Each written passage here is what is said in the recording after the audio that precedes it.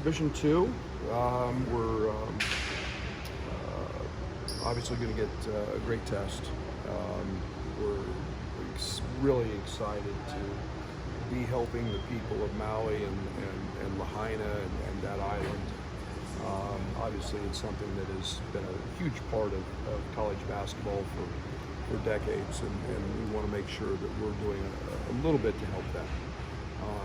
It's obviously a destination place where a lot of fans, a lot of teams go, and they have enjoyment for a week, 7-8 days. Kansas is scheduled to play in that event this year, and obviously things have gotten changed because of the devastation over there. So really excited to be a part of this. Huge thanks to all of our fans who have bought tickets and shown up for this. My thanks to Bill for coming back and for wanting to come back. And it's been a long time since he's stepped foot on State Farm Center floor. It was not that when he was here, but it's obviously special. I'm a big fan of our Illinois history, and he's a big part of that. He's a Hall of Fame coach. He's done a remarkable job at Kansas. He's continuing to do that as the #1 team in the country. So it's a great opportunity for us to do some good and a lot of positives for Maui. And in the meantime, we know we're going to get a lot better from the basketball side of things, as we did a year ago when we scrimmaged them. And so it's exciting. I think it's going to be a day that'll be fun. I think it'll be fun for both teams. I think it'll be fun for our fans, and I'm just honored to be a part of it and have our program be a part of it.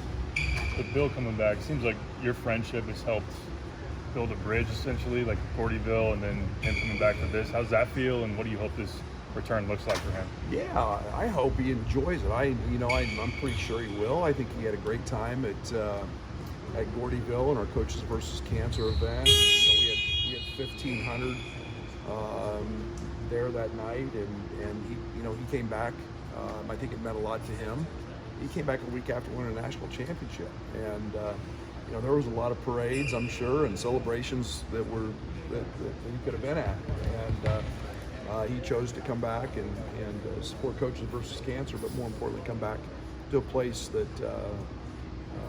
he had a lot of success at. So I hope he enjoys it. I hope it's fun. I know it'll be the basketball side of it's the basketball side. We'll all get something out of that, but I hope he gets to reconnect with some friends, and I hope he's extremely well received here in terms of our fans and appreciative of the job he did here, which was spectacular.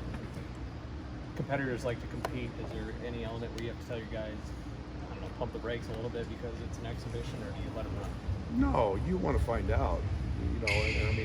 We try to practice really hard every day so that we're in go mode all the time. We know who we got coming in. We know they're good, and we knew that last year.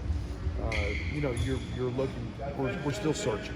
We're still trying to figure everything out, and I'm sure Bill is. He's got a lot of new guys as well. So we're far from a finished product, but you get to find out against, as I call them, real dudes, and we know what they stand for, and what Bill's program's about. So yeah, it's full throttle, and you try to go and learn as much as you can, playing against great competition. Coach Marcus Domas showed some nice things against Iowa, some versatility. Has that continued in practice? Yeah, he's very cerebral. He plays at great pace. He's got a lot in his bag in terms of being able to do certain things. Not only is he a catch and shoot guy, but he's a guy who can post. He's a guy who can play in ball screens. But his cerebral approach to the game allows him for us to use him in all those different ways, and we'll do that. It was good for him. It was good for us to find 20 minutes for him when we didn't see him against Spain, in Spain. So really excited for his future growth and development. I'm excited to see him Sunday. Brad, what do you hope to learn about your team in a high-level game like this? Toughness, who can play. You know, it's been not knocking teams. It's been easier. You know, it's not going to be that. You've got teams that are a team coming in that's got high expectations, and they're not going to make it easy. They're a veteran, old team as well. So, yeah, lineups, who fits, who doesn't, but more importantly, just who can really play at a high level and be functional. And we got a lot of new guys, so I'm really curious. Do you think these charity exhibitions can be a thing moving forward, not to full replace the secret scrimmage, but just to kind of make it an event?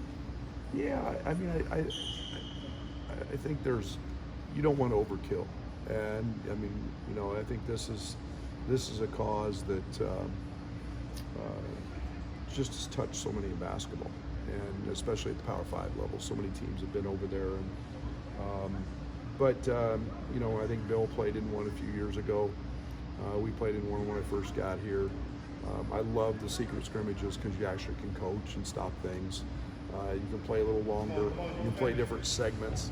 Now it's just about the game, and you play under those circumstances. But there's a benefit, and obviously you feel great about where the money's going and why we're doing it. How did the Ottawa game maybe inform what you've done since in practice, just in terms of lessons learned? Well, I really liked the first 6 minutes. The first 6 minutes of the second half were really good. I thought defensively we had a little bite. You know, that started with Terrence on the ball.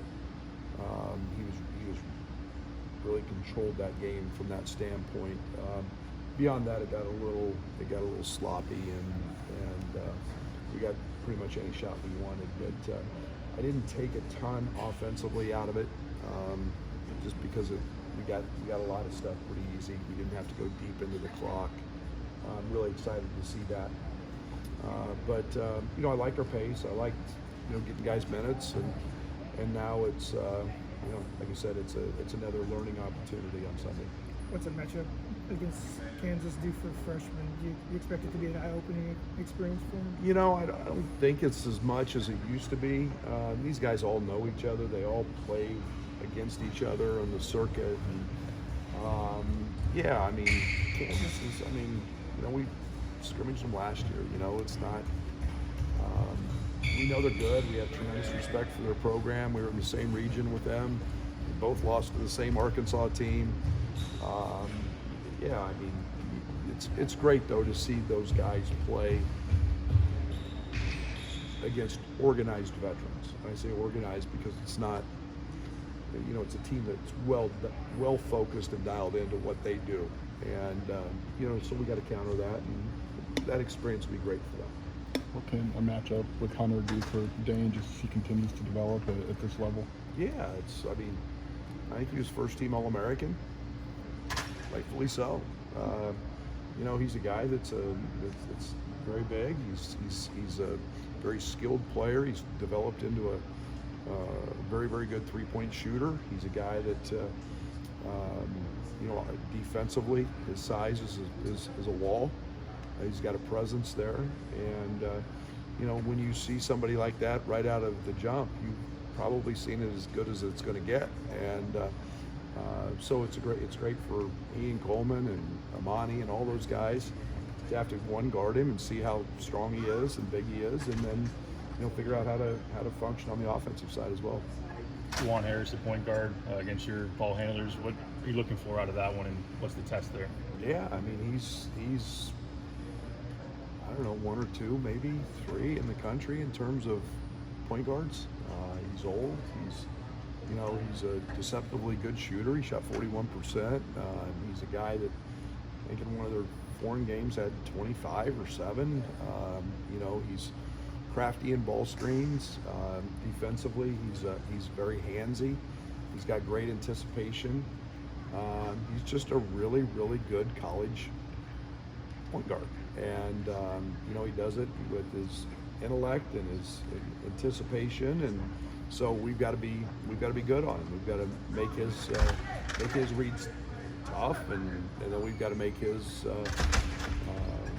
we got to be solid on the offensive end and not let him dictate a game from the defensive side. In terms of the scouting, you treat this more like a real game, or is it more? Yeah. Okay. Just in terms of more personnel, I'm not as concerned with what they're running, but just going through the process so our guys start to understand that and what that looks like. 2 days out, we didn't spend any time today, on them, other than just going over the personnel and talking about it. But we know they're going to run. We know they're going to push it. We know that they're going to run offense very fast in the half court, and that's about all we need to handle right now. Will the schedule allow you and Bill to spend any time outside of State Farm, or is it just kind of a quick in and out for them? No, we'll get together. We'll get together, tomorrow night when they come in, and enjoy some camaraderie. But I think that's one of the great things about this is you get to spend a little time and talk and get staffs together and intermingle. And Bill's got friends here that I know he's wanting to dial up and see, and that's part of why I'm excited for them to be able to come back, is to reconnect with a lot of friends he had here. Just one more about that, if I could. Just given the same geographical footprint you guys have shared, what's that friendship mean to you with Bill, and how's that maybe developed? Yeah, and it's we played at the same time. We grew up in the same generation. We played in the same league. You've gone from guarding him and probably talking a little trash to, I went on a visit, to Oklahoma State. Bill took me out, to, then seeing him just have so much success as a head coach. My journey was very different. But it's always been, Bill's just a good Midwest, wholesome guy who's fun and got great personality, and he's, no matter if I was an assistant at Western or wherever I was at, Bill's always been a guy that made time, and we hung out and setting gyms together, and I've got great appreciation for who he is as a person, and obviously his basketball stuff speaks volumes. But yeah, and it's been a great ride for him. He's had a lot of success, and I'm very, very happy for him, and I'm trying to get where he's got it, with national championship. With that friendship, did you pick his brain on Illinois when that was on your radar? I didn't have to. I knew because of my 10 years but yeah, I mean, you have an idea. I mean, and things changed, over time. But we'd get together on the road, and we'd talk about certain things, and now that things are different, times change certain elements. But he's always said what a great league it was, and how much fun it was coaching, and how challenging it was, and how passionate our fans were, and how much fun he had and enjoyment he had here. So he had a lot of good teams, and a ton of success. And he reminded me, year one, I think he won the Big Ten championship, and I didn't. So he's made that pretty clear over the years in a way to stick it to me. But no, it's he's got great memories here, and he's always said really, really positive things to me. Thanks, Thank Brad. you.